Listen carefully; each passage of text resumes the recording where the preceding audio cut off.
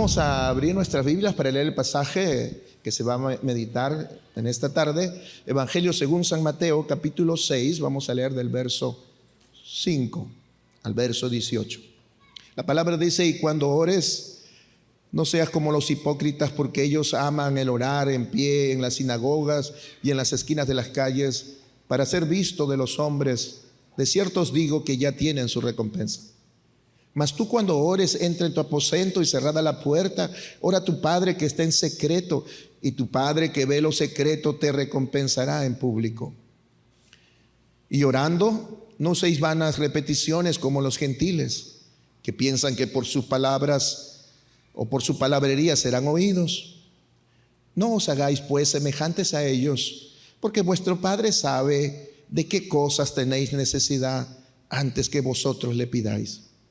Vosotros pues oraréis así: Padre nuestro que estás en los cielos, santificado sea tu nombre, venga tu reino, hágase tu voluntad como en el cielo, así también en la tierra. El pan nuestro de cada día dánoslo hoy, y perdónanos nuestras deudas, como también nosotros perdonamos a nuestros deudores.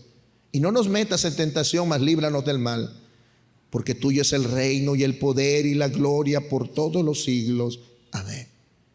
Porque si perdonáis a los hombres sus ofensas, os perdonará también a vosotros vuestro Padre Celestial.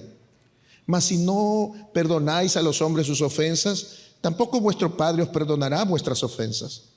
Cuando ayunéis, no seas austero como los hipócritas, porque ellos demudan sus rostros para mostrar a los hombres que ayunan.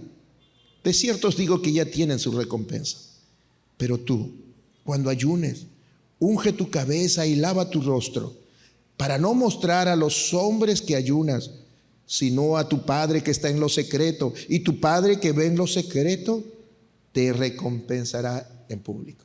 Estemos atentos a la palabra del Señor. Hoy nos toca hablar acerca del verdadero valor, el valor de la verdadera devoción en la vida del discípulo de Cristo. El valor de la verdadera devoción en nuestra vida como discípulos de Cristo. Estamos examinando cada domingo estos pasajes preciosos que encontramos en el capítulo 5, 6 y 7 de Mateo. Y le hemos puesto como una frase que nos va guiando cada verdad que encontramos como un valor. Y la semana pasada hablamos del valor de la verdadera generosidad. Y así sucesivamente vamos a seguir tratando hasta terminar el capítulo 7. Quiero decirles antes de todo que esta porción de la palabra que se ha leído, del versos 5 al 18 de Mateo 6, yo lo estaba preparando para predicarlo este domingo, pero veo tanta riqueza, tanta palabra del Señor, que les digo que he tenido lucha intensa en mi corazón, tratando de ver cuánto puedo yo dar el domingo al compartir la palabra. Y yo decía: Señor, pero dar esto me gustaría, pero sé que va a ser mucho. Así que mejor lo vamos a partir en dos, y una parte lo vamos a atenuar ahora y la otra el próximo domingo. Así entonces lo hemos pensado, tocar este tema del valor de la verdadera devoción en la vida de los discípulos de Cristo, e ir examinando esta semana una primera parte y la próxima semana una segunda. Esta semana nos abocaremos a ver la parte negativa. Siempre es bueno empezar por lo negativo y terminar por lo positivo, por lo correcto. Así que ya entendemos que no vamos a agotar todo el pasaje, sino que vamos a empezar por una parte y la otra la dejaremos para el próximo domingo. Y de pasada también, al examinar este pasaje, vamos a poder reforzar de alguna manera lo que ya predicamos hace 2 semanas acerca de el valor de tener un corazón sano. Algo que me animó dentro de mis luchas de esta semana a tratar el tema en 2 partes era porque una de las formas o uno de los beneficios para nosotros era tratar de reforzar aquello que ya escuchamos hace 2 semanas acerca del valor de tener un corazón sano. El valor de tener un corazón sano. Eso lo hemos predicado hace 2 domingos atrás. La semana pasada, como digo, hablamos del valor de la verdadera generosidad. Y hoy hablaremos del valor de la verdadera devoción. Por devoción se entiende al amor, veneración o fervor que el hombre tiene para Dios. Repito, por devoción se entiende al amor, veneración o fervor que el hombre tiene para Dios. Es también la manifestación externa de estos sentimientos. La devoción tiene que ver con la manifestación externa de el amor a Dios, de la veneración a Dios y del fervor a Dios. En la teología se define a la devoción como la prontitud con que uno está dispuesto a hacer la voluntad de Dios. Repito, en la teología se define a la devoción como la prontitud con que uno está dispuesto a hacer la voluntad de Dios. Aquí, en este pasaje que se ha leído, el Señor habla de la oración y el ayuno como manifestaciones externas de nuestra devoción a Dios y advierte de ciertos peligros que podemos correr nosotros al practicar la oración y el ayuno. Repito, entonces, la oración y el ayuno en este pasaje que se ha leído vienen a ser esas 2 manifestaciones externas de la devoción nuestra a Dios. ¿Verdad? Orar, ayunar, tiene que ver mucho con el amor, con el fervor que tenemos para con Dios. Y entonces, cuando el Señor quiso hablar de devoción, no encontró mejores ejemplos para que nosotros entendamos lo que es la devoción como aquello que nosotros siempre hacemos, orar y quizás ayunar, como nosotros aquí en la iglesia lo tenemos como costumbre, ¿verdad? Todos los martes y se invita siempre a orar, como el viernes pasado, una media vigilia de oración y se invita a la iglesia a orar.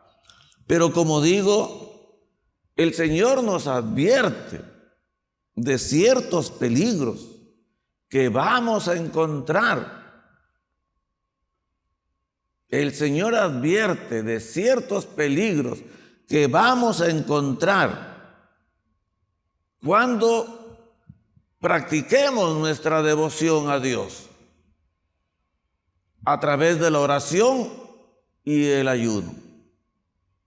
Entonces estemos atentos, porque el Señor quiere enseñarnos cómo practicar una verdadera adoración. Una verdadera adoración. Amén. La generosidad, la oración y el ayuno están expuestos a la debilidad humana. Así lo vimos la semana pasada cuando hablamos de la generosidad. Pero no solo la generosidad, sino también la oración y el ayuno están expuestos a la debilidad humana. La hipocresía distorsiona la generosidad por no dejarla que actúe por compasión, sino por egoísmo y el deseo de figuración. Eso lo examinamos la semana pasada. En el caso de la oración y el ayuno, no se puede hablar de compasión, sino de devoción o amor sincero a Dios. La oración también está amenazada por la hipocresía. No solamente la generosidad, porque el Señor nos dijo respecto a la generosidad que cuando vamos a ser generosos, que no sepa nuestra izquierda lo que hace la derecha, que no hagamos sonar trompeta, que cuando demos, lo demos por verdadera compasión y no para lucirnos.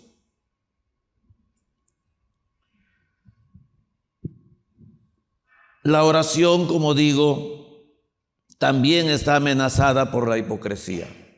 La devoción a Dios también suele vestirse de hipocresía. Escuche usted lo que dice el Señor en el verso 5. Dice: y cuando ores, no seas como los hipócritas. Yo no lo estoy diciendo, ¿ah? Y cuando ores, no seas como los hipócritas, porque ellos aman el orar en pie en las sinagogas y en las esquinas de las calles para ser vistos de los hombres. De cierto os digo que ya tienen su recompensa. ¿Cómo ilustramos esto? ¿Habrá un caso en la Biblia que ilustre a la devoción incorrecta? ¿Habrá un ejemplo en la Biblia que nos hable de este peligro y que lo podamos ver reflejado en cierto caso? Sí, hay un ejemplo que realmente espero que hable y debe hablar a nuestro corazón. En el primer libro del profeta Samuel,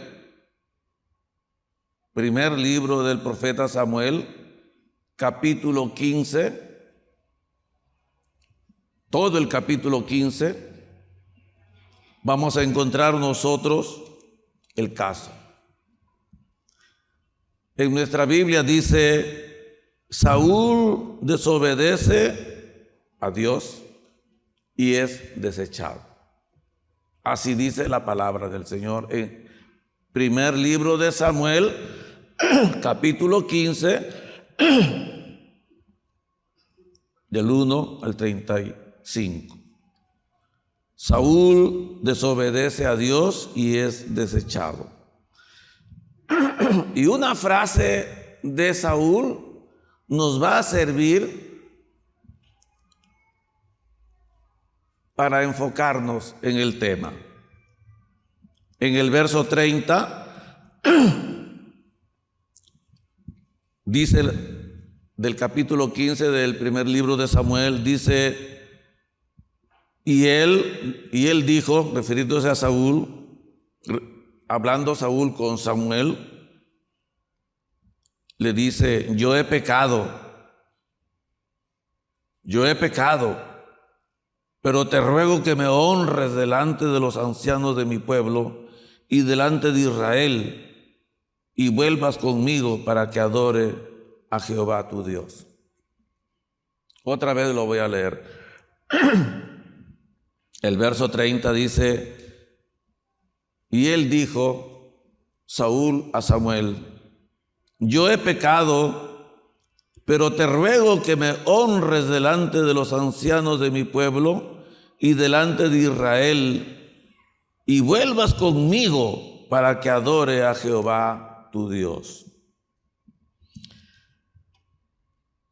Dios había estimado el tiempo de castigar lo que había hecho el pueblo de Amalec contra Israel en el desierto.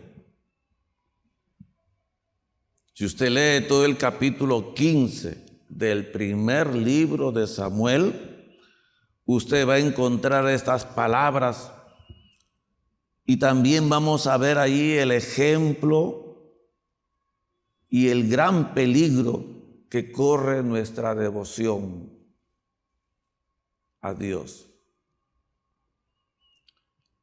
Como digo, Dios había ordenado, había estimado el tiempo de castigar lo que había hecho el pueblo de Amalec contra Israel en el desierto, y ordenó a Saúl a hacerle guerra y a herirlo.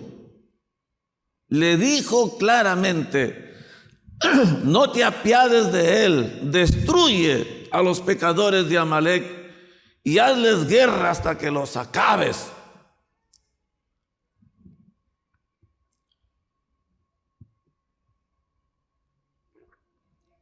Yo me he visto en la necesidad de ampliar esto para que ustedes, porque yo sé que muchos de ustedes no leen Biblia.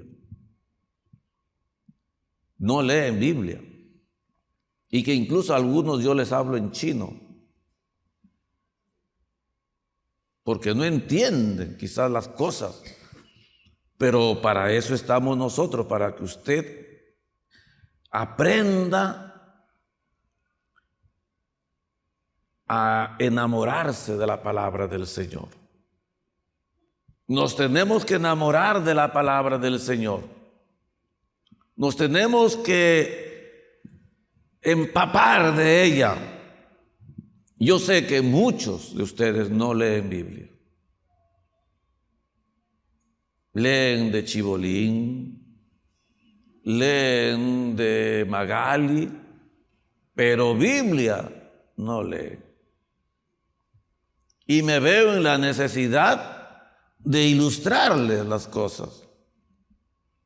Quizá para usted primera vez en su vida que escucha de Saúl, de Amalec.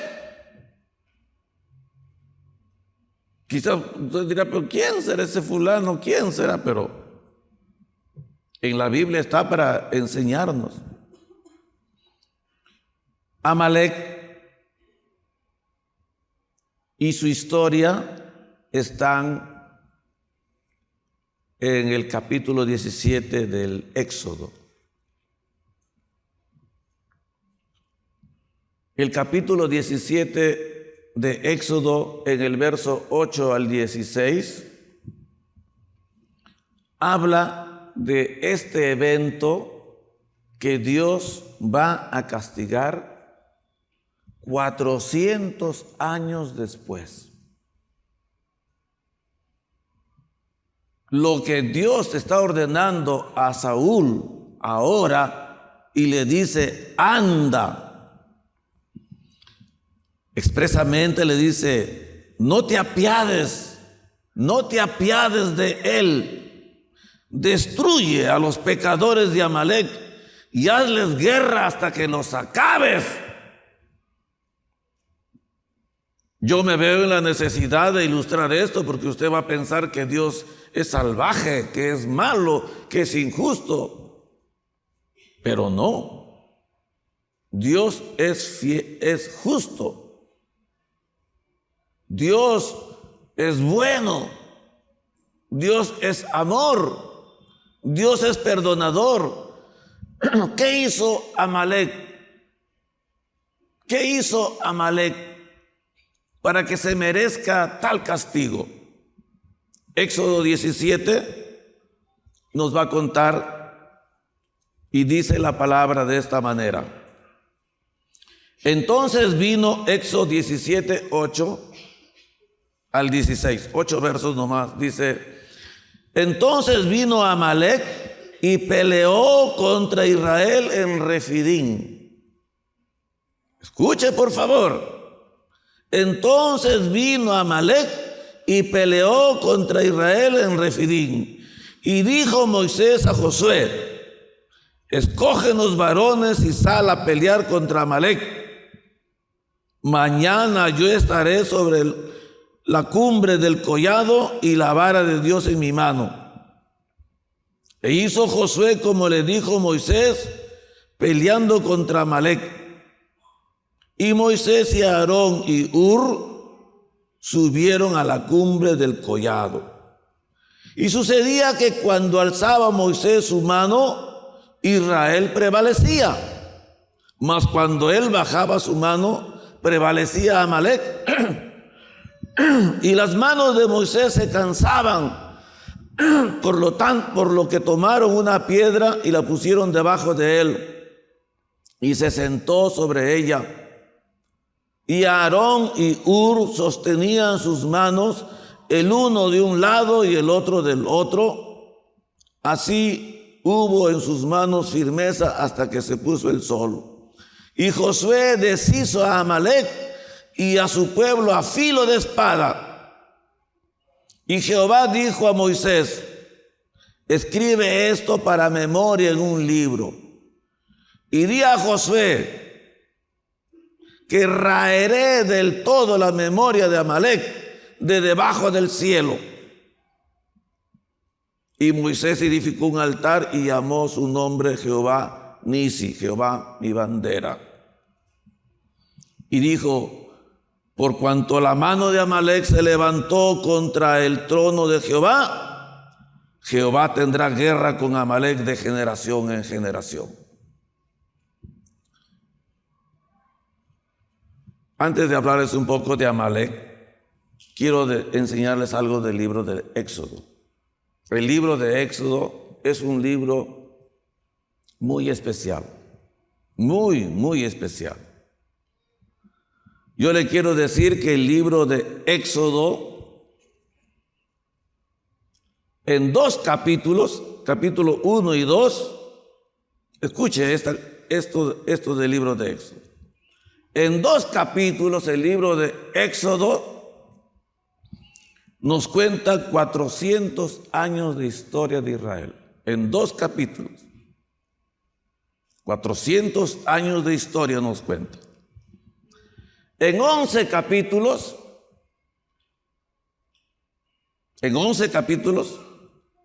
es decir, del 3 al 13, nos cuenta 40 años de historia.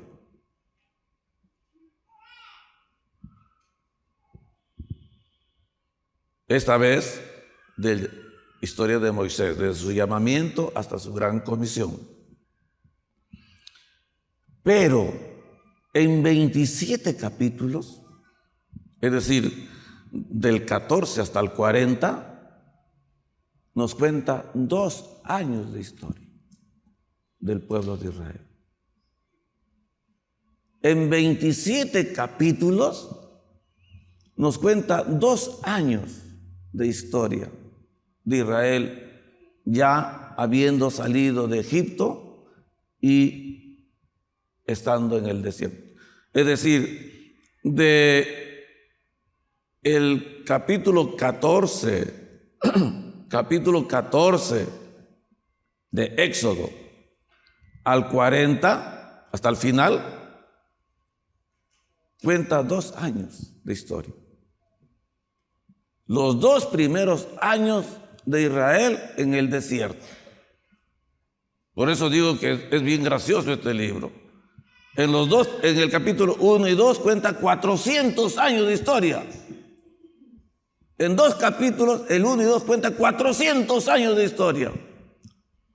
Y en 27 capítulos cuenta 2 años de historia.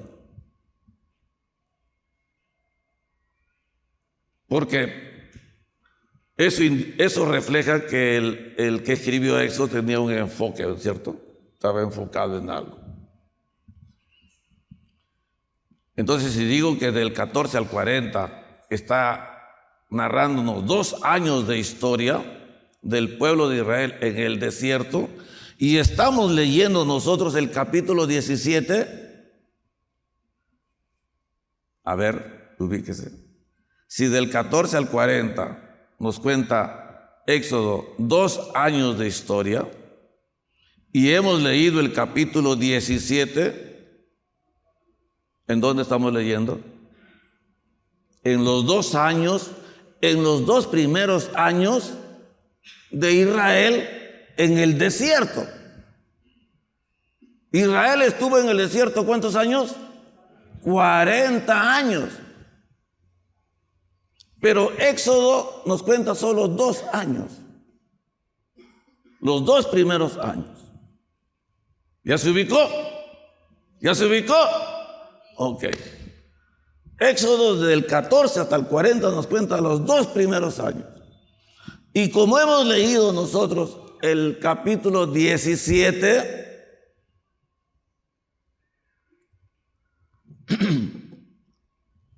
entonces de hecho que está narrando la historia que está viviendo Israel apenas salió de Egipto. Mire usted, capítulo 14 de Éxodo dice: los israelitas cruzan el Mar Rojo. 14. El 15 dice que Dios convierte las aguas amargas en dulces. El 16 dice que Dios da pan del cielo, el maná. Israel está viviendo sus primeros años sus primeros meses en el desierto. Y el capítulo 17 dice: guerra con Amalek. Guerra con Amalek. ¿Cómo se imagina usted que está Israel, que acaba de salir de Egipto, que apenas tiene quizás 2 años en el desierto, y encima le viene un ejército a atacar?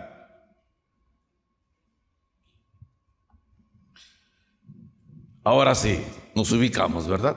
Ok, pero ahora nos falta resolver una pregunta. ¿Quién era Amalek? ¿Quién era Amalek? Amalek es nieto de Esaú. Usted dirá, ¿quién será Esaú? ¿Usted lee en Biblia o no lee en Biblia? ¿Quién era Esaú? El que vendió su primogenitura. ¿A quién? A Jacob. Muy bien. Esto lo hago a propósito porque yo sé que no leen Biblia. Para que usted lea Biblia, hermano, enamórese de la Biblia, lea Biblia. Es hermoso leer Biblia. Entonces, Amalek es nieto de Esaú,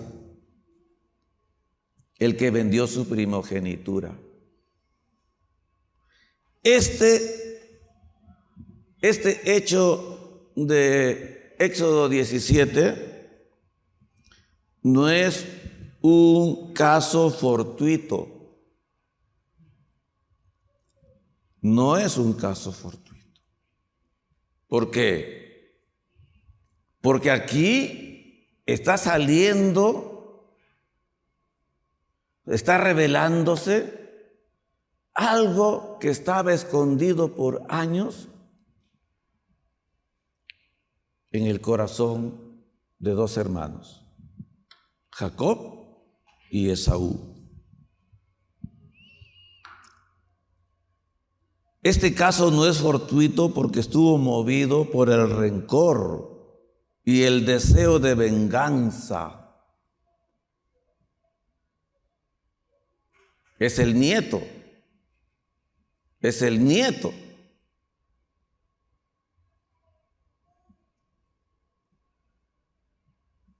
que está tratando de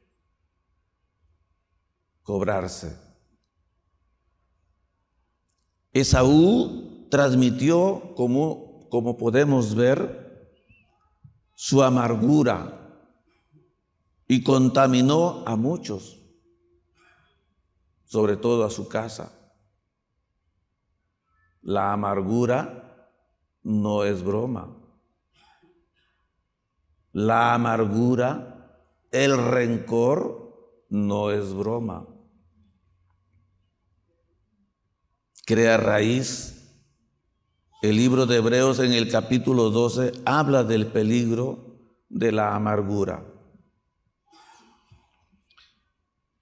Esaú y su descendencia formaron muchos pueblos, entre ellos Amalec y Edom. Esaú nunca perdonó a su hermano. El corazón de Esaú fue examinado por Dios y fue solamente a través de los profetas que se mostró su pecado. Porque, ¿cómo podemos identificar el rencor? ¿Cómo se ve el rencor? Claro, se puede ver en que el desaire que te hagan, qué sé yo, pero que te quieran destruir, que te manden un ejército, que te quieran acabar, es otra cosa. Como digo, el corazón de Esaú fue examinado por Dios y Dios habló a través de sus profetas de cómo era el corazón de Esaú. Lea conmigo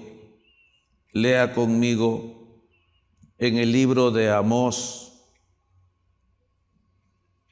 capítulo 1, verso 11.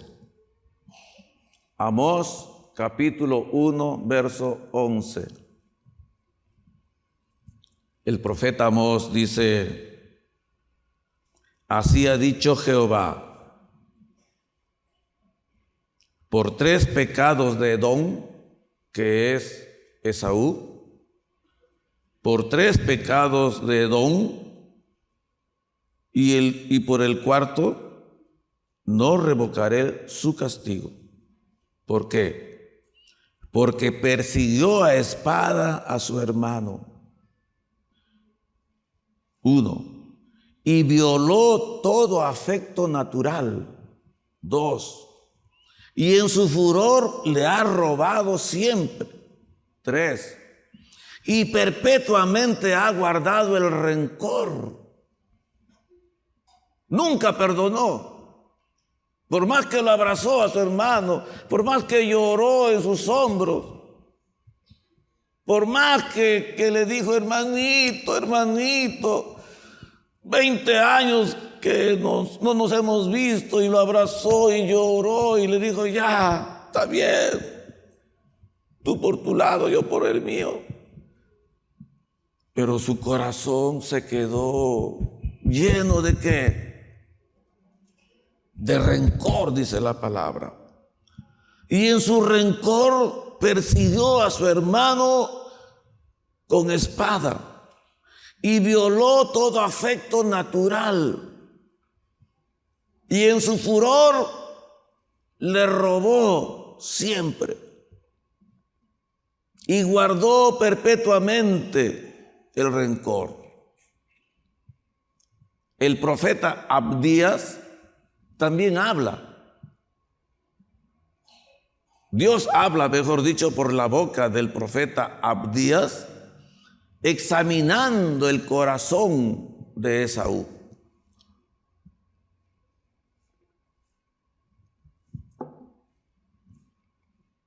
El profeta Abdías solamente tiene un capítulo. Su libro es de un capítulo. Ni siquiera le puedo decir capítulo 1, capítulo 2, capítulo... Solamente tengo que decir el verso. En el verso 10 del libro del profeta Abdías, dice así, hablando de la humillación que Dios derramará sobre Edom, que es Esaú. Por la injuria a tu hermano Jacob, te cubrirá vergüenza y serás cortado para siempre. Por la injuria a tu hermano Jacob, por la injuria a tu hermano Jacob, te cubrirá vergüenza y serás cortado para siempre. Quizás usted diga, ¿qué es injuria, pastor?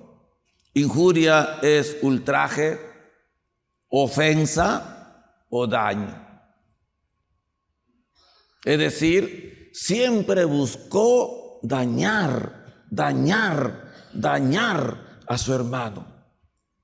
Y entonces, ahora en el desierto, apenas se entera que Israel ha salido de Egipto y está caminando por el desierto, sediento, hambriento, a tal punto que lloran por agua, lloran por comida. Ellos dicen, ahora es el momento exacto para deshacerlos, para destrozarlos, para vencerlos y acabarlos. Si no hubiera sido por la intervención divina, lo hubieran logrado. Porque dice la palabra que solamente cuando Moisés levantaba sus manos, Israel prevalecía, es decir, ganaba, estaba ganando la batalla, porque Moisés estaba en una colina arriba, en un cerro, mirando cómo peleaban ahí en el valle. Y cuando él levantaba sus manos, Israel estaba con la victoria. Pero los brazos de Moisés se cansaban y entonces era una batalla de un día completo. Entonces Moisés ahí está con 82 años. Se cansaba el hombre. Y cuando bajaba sus brazos, Amalek se le venía encima. Entonces él tenía, otra vez Israel, otra vez se cansaba y Amalek se venía encima. Entonces Aarón y Hur dijeron, no, ya nos dimos cuenta que cuando Moisés baja los brazos, Amalek vence. Y cuando Moisés levanta sus brazos, Israel, hay que tener sus brazos arriba. Ya tú de acá y yo de acá. Y ahí, agárralo, sostengo ahí. Y el viejo ahí sentado y le pusieron una piedra blandita de asiento, una piedra la más blandita. Ahí, siéntate y nosotros ahí. Y dice la palabra que al cabo del día, Josué los venció. Amén. Así dice la palabra del Señor que usted lee. Usted siempre lee. Entonces, ahora vamos al caso. Llegó el momento de Dios. El momento de Dios. 400 años después, ya cuando Israel está crecido, fortalecido, establecido, tranquilo, y ya tenía ejército, y ya tenía rey. Saúl, Dios ordena a Saúl y a sus hombres que vayan en comisión y destruyan a Amalec. Pero dice la palabra, Saúl y sus hombres no destruyeron, no hicieron todo lo que Dios hizo. Destruyeron a Amalec, pero Dios ordenó que acaben con todo, que arrasen con todo. Pero dice la palabra que Saúl trajo botín de guerra. No destruyeron el botín como Dios había ordenado. Y hermanos, los israelitas conocían muy bien la ley de consagrar las cosas. Es decir, lo que Dios apartaba para destruirse, tenía que destruirse totalmente, totalmente. Cualquier cosa que estuviera bajo el juicio de Dios debía ser completamente destruido. Cualquier cosa, repito, que estuviera bajo el juicio de Dios tenía que ser destruida, si no se convertía en un tropiezo. Y entonces dice la palabra que ellos, a pesar de conocer la ley de Dios, no la acataron. Y no acatarla mostraba falta de respeto y desprecio a Dios, porque era una violación directa a su mandato. En 1 Samuel capítulo 15, donde se narra la desobediencia de Saúl, 1 Samuel capítulo 15, en los versos 13, 14 y 15 dice así: vino pues Samuel a Saúl, y Saúl le dijo: bendito seas tú de Jehová, yo he cumplido la palabra de Jehová.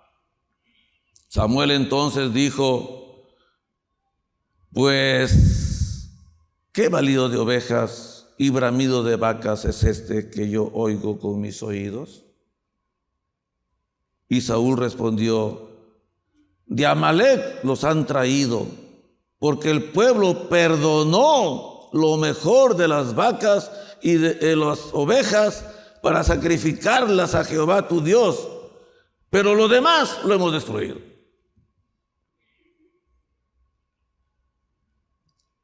Es decir, Saúl tenía su propia manera de entender la palabra de Dios. No era cuidadoso, no era diligente. Él escuchaba una voz y creía haberla entendido, y hacía lo que pensaba que le ordenaban.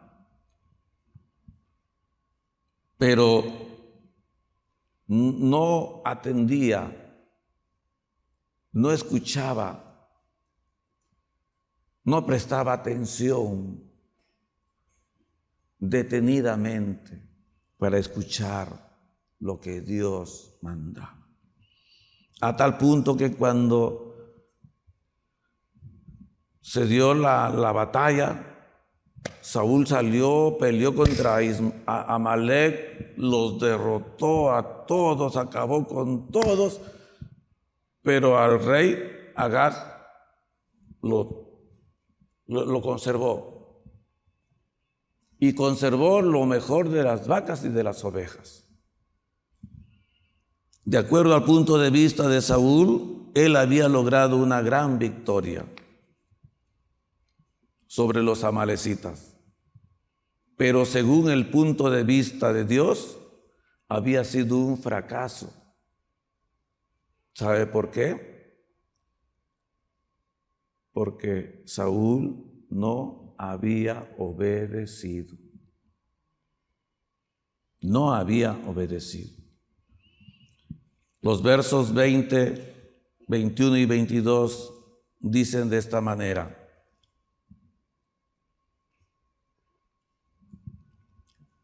y Saúl respondió a Samuel: antes bien, he obedecido la voz de Jehová.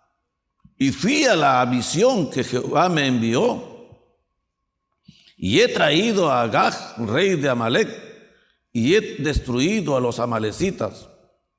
Mas el pueblo tomó el botín, del botín ovejas, las vacas y ovejas, las primicias del anatema, para ofrecer sacrificio a Jehová tu Dios en Gilgal.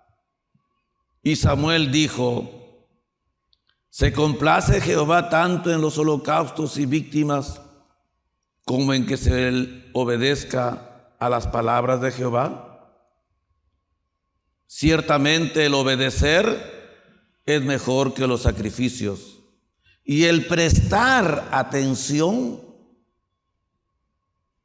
mejor que la grosura de los carneros. Hermanos queridos, en esta historia se halla por primera vez la frase: la obediencia es mejor que los sacrificios. Primera vez que se escucha esta frase en la Biblia. La obediencia es mejor que los sacrificios. Después, esta frase es repetida muchas veces en el libro de los Salmos, de Proverbios, en el libro de Isaías, Jeremías, Oseas, Miqueas e incluso en los Evangelios. Y quiero redondear la idea para que usted entienda lo que estamos tratando de explicar. Quizás usted dirá: ¿está diciendo Samuel que los sacrificios no tenían importancia? Porque dice aquí: ciertamente el obedecer es mejor que los sacrificios, y el prestar atención que la grosura de los carneros. ¿Está diciendo Samuel que los sacrificios no tenían importancia? La respuesta es no. Más bien está exhortando a Saúl a que examine la razón por la cual se hacía el sacrificio. ¿Entendió? No está diciendo que los sacrificios no sirven.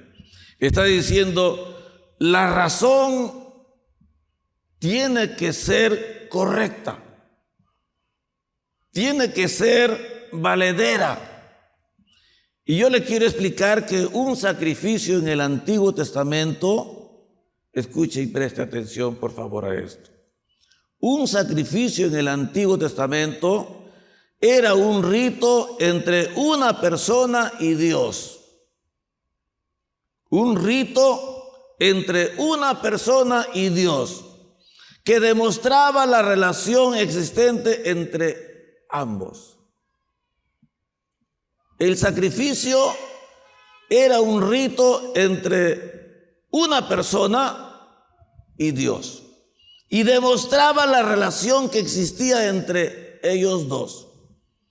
Pero si la persona no tenía un corazón arrepentido y no amaba a Dios, el sacrificio era un rito sin valor.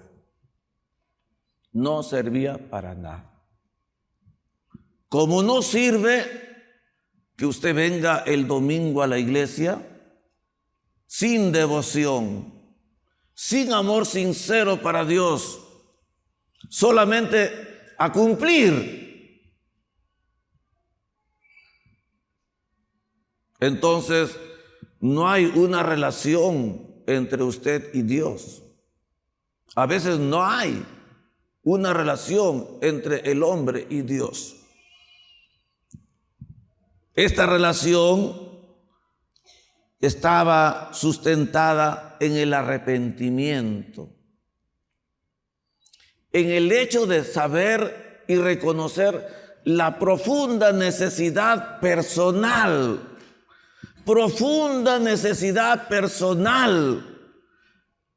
que el hombre tiene de Dios.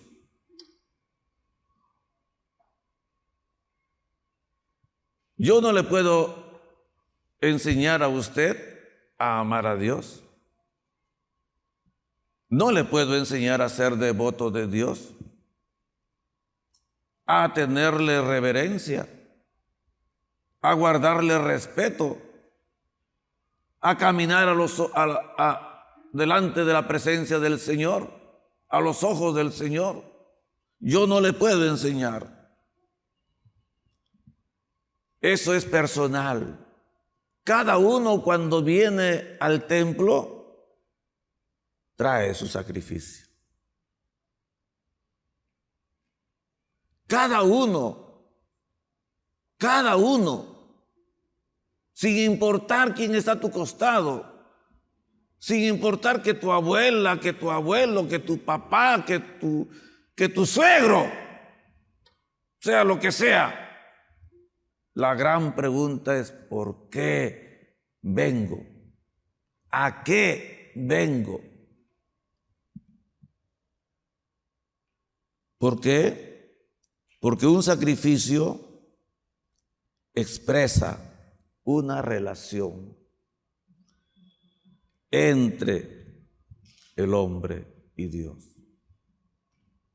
Y si esa persona no sabe lo que hace, para qué lo hace, por qué lo hace, para qué viene, por qué viene, no sirve para nada, hermano. Eso es lo que le está diciendo Samuel a Saúl. Le dice así: se complace Jehová tanto en los holocaustos y las víctimas, como en que se obedezca a las palabras de Jehová. Ciertamente el obedecer es mejor que los sacrificios, y el prestar atención que la grosura de los carneros. Dios no se complace en sacrificios vanos, inútiles, sin valor. ¿De dónde deducimos nosotros que eso era lo que había en el corazón de Saúl en el verso 30? Por el verso 30 del capítulo 15 de 1 de Samuel.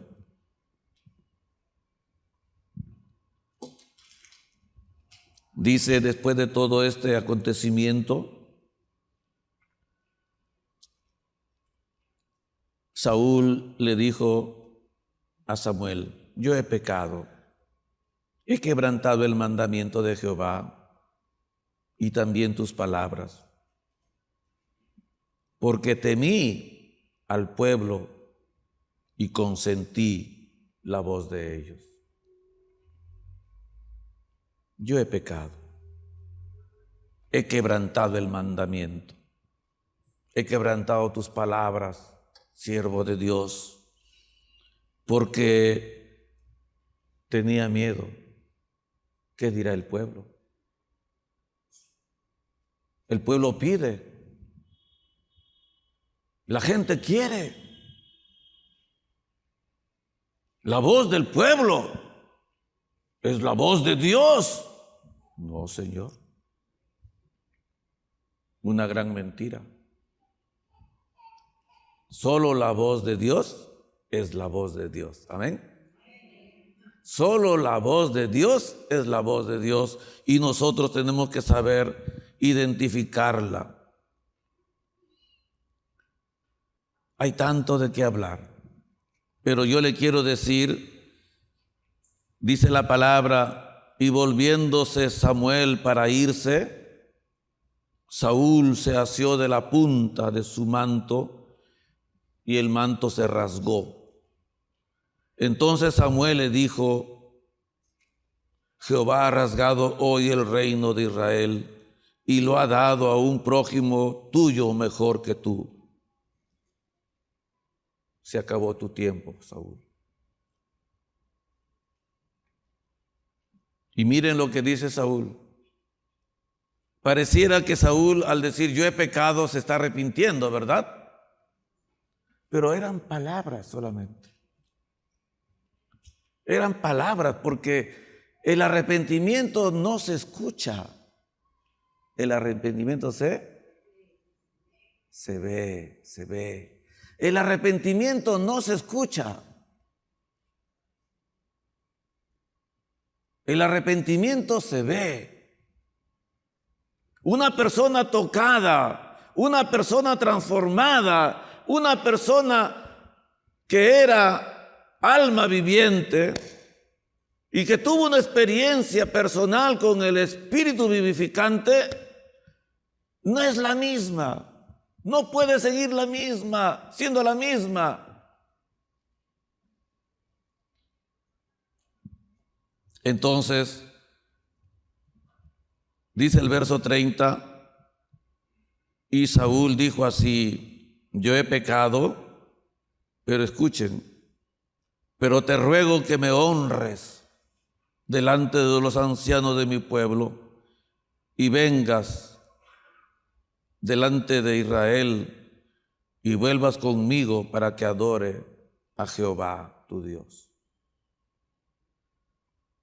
Y volvió Samuel, dice el verso 31, tras Saúl, y adoró Saúl a Jehová. Y adoró Saúl a Jehová. Hermanos, Saúl estaba más preocupado por lo que pensaban los demás que por el estado de su relación con Dios. Él sabía que había pecado. Él sabía que era el rey, pero más le importaba lo que la gente pensaba de él que lo que Dios pensaba de él también. Por eso es que le dice a Samuel: te ruego. Esas palabras, yo pienso, es como suplicarle: por favor, siervo de Dios, hónrame delante del pueblo, de los ancianos de mi pueblo, y ven conmigo a adorar para que vean que tú me respaldas, que tú estás conmigo. Samuel le dice: me da mucha pena cómo es tu corazón, hipócrita, falso. Tu piedad no es verdadera. ¿Quieres adorar a Dios sin haberte arrepentido, sin haberte humillado? Lo que te importa es qué opina la gente de mí, qué piensa la gente de mí. Le rogó a Samuel que lo acompañara a adorar para demostrar que el profeta todavía lo apoyaba. Saúl es el hombre que vivió para los ojos de los hombres y no le importaba agradar a Dios. Y entonces, hermanos queridos, dice el Señor: cuando seas piadoso, cuando quieras adorar, cuando quieras orar, cuando quieras ayunar, cuando quieras demostrar tu amor a Dios y tu fervor, no seas como los hipócritas. Porque ellos aman el orar en pie en las sinagogas y en las esquinas de las calles para ser visto de los hombres. Hermanos, el cristiano cuando ora está presentando sacrificio a Jehová, porque es allí donde sus pecados y todas sus inmundicias son lavadas con la sangre de Cristo. Dice la palabra que la oración, la verdadera oración, el verdadero ayuno, la verdadera devoción, el verdadero amor a Dios, sube a Dios como incienso, como olor grato como perfume. La verdadera oración. Y yo les he comenzado diciendo que el Señor nos advierte de no practicar una falsa devoción, de no venir a la casa del Señor por obligación, sin amor, sin hambre, sin desear vivir para Dios. El Señor dice que debemos examinar nuestras intenciones y estas no deben ser egocéntricas, sino centradas en Dios, y no para hacernos lucir bien, sino para que Dios reciba la honra y la gloria siempre en nuestra vida. Quiero terminar leyendo en Isaías capítulo 1, verso 10 en adelante, dice así: príncipes de Sodoma, y no está hablando el Señor a Sodoma, sino a Israel. Príncipes de Sodoma, oíd la palabra de Jehová. Escuchad la ley de vuestro Dios, pueblo de Gomorra. Y no le está hablando a Gomorra, sino a Israel. ¿Para qué me sirve, dice Jehová, la multitud de vuestros sacrificios? Hastiado estoy de holocaustos y de carneros y de cebo de animales gordos. No quiero sangre de bueyes, ni de ovejas, ni de machos cabríos. ¿Quién demanda esto de vuestras manos cuando venís a presentaros delante de mí para hollar mis atrios? No me traigas más vana ofrenda. El incienso me es abominación, luna nueva, día de reposo, el convocar asamblea, no lo puedo sufrir. Son iniquidad vuestras fiestas solemnes. Vuestras lunas nuevas, vuestras fiestas solemnes las tiene aborrecidas mi alma. Me son gravosas, cansado estoy de soportarlas. Cuando extiendas tus manos, yo esconderé de vosotros mis ojos. Asimismo, cuando multipliquéis la oración, yo no oiré, porque es una devoción falsa. Dice el Señor: llenas están de sangre vuestras manos, llenas están de pecado vuestras manos, llenos están de inmundicia vuestras manos. Lavaos, por eso dice el Señor, y limpiaos. Quitad la iniquidad de vuestras obras de delante de mis ojos y dejen de hacer lo malo. Aprendan a hacer el bien, busquen el juicio, restituyan al agraviado, hagan justicia al huérfano, amparen a la viuda. Vengan luego, dice Jehová, y estemos a cuentas. Si vuestros pecados fueren como la grana, como la nieve serán emblanquecidos. Y si fueren rojos como el carmesí, vendrán a ser como blanca lana. ¿Qué cosa quiere Dios? ¿Vana adoración, religiosidad o amor sincero? Y el amor sincero, hermanos, comienza por el arrepentimiento. Porque cuando venimos nosotros con el corazón sucio,